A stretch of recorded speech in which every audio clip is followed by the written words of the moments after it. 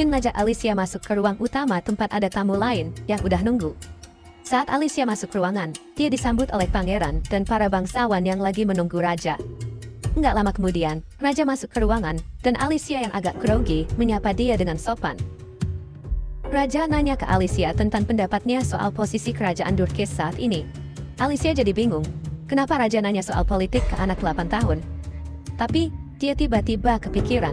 Mungkin ini adalah ujian dari Tuhan untuk nentuin apakah dia bisa jadi penjahat yang hebat atau tidak. Jadi, dia ambil napas dalam-dalam dan jawab kalau kerajaan Durkis itu kekuatan besar, tapi nggak bisa dibilang sebagai negara yang baik.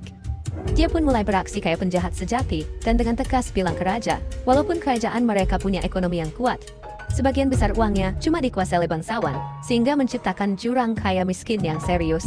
Dan soal desa Lona, orang-orang di sana bahkan nggak bisa beli roti dan susu buat hari berikutnya. Ini bikin ketidakpuasan yang terus berkembang terhadap bangsawan, yang bisa jadi akan berujung pada pemberontakan. Dengar analisis tajamnya, semua orang langsung melongo. Raja pun nanya ke dia untuk kasih solusi buat masalah ini. Alicia menyarankan raja untuk memanfaatkan tamban emas di kerajaan tetangga, Clavera. Karena Clavera masih diperintah oleh kerajaan asing, akan lebih baik untuk mendanai kemerdekaan Clavera dan mulai berdagang dengan mereka.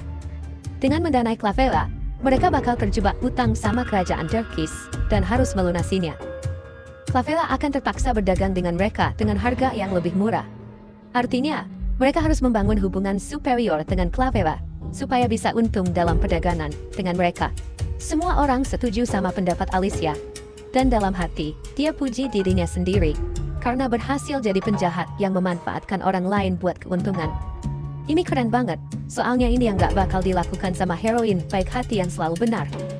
Suatu hari nanti, sesuai cerita di game, dia bakal berhadapan langsung dalam pertarungan dengan si heroin.